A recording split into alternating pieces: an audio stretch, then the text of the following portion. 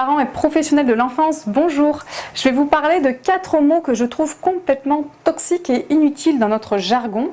Et je les ai complètement retirés depuis un petit moment déjà et je m'en porte pas plus mal.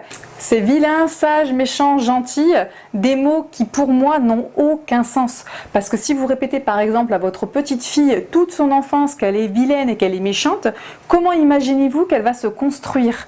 Eh bien, de manière déformée, elle ne va pas s'aimer, elle ne va pas se respecter, elle ne va pas comprendre où sont ses limites et donc du coup qu'est-ce qui va se passer?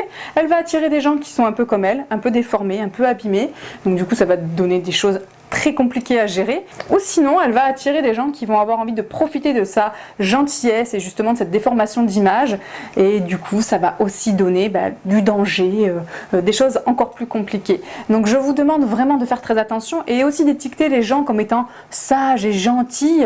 Ça leur permet pas d'être un peu rebelles, d'être un peu foufou, parce qu'ils sont encore dans des cases. Voilà, on les cantonne avec des étiquettes très marquantes.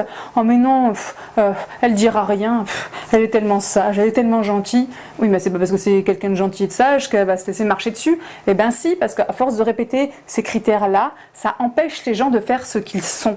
Donc je vous demande d'enlever tous ces mots catastrophiques pour laisser grandir les enfants pleinement et tels qu'ils sont. Ah, et je voulais aussi finir sur cette note-là. Parfois j'entends « Ah oui, c'est un gentil bébé. Oh non, il n'a pas été sage. » Un bébé, un nourrisson, comment un enfant si petit ne peut ne pas être sage? Déjà que les grands, je ne sais pas comment, mais je ne comprends pas comment on peut étiqueter un bébé qui pleure comme étant vilain ou étant méchant. Un bébé qui pleure, c'est un bébé qui exprime des besoins. Donc il va falloir aussi arrêter cette culture du pire, cette éducation noire, pour un petit peu s'en défaire et avancer tout simplement. Je vous remercie d'avoir écouté, je vous dis à bientôt.